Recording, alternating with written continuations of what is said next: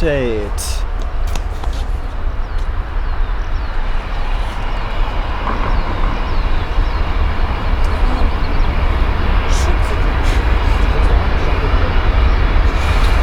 Ach, wie süß. Schaut euch mal diese schöne Maschine an. Die sieht auch cool aus, die Turboprop hier, die kleine. Also, da. Das ist, glaube ich, die D-Fire, kann das sein? Ich glaube, das ist die.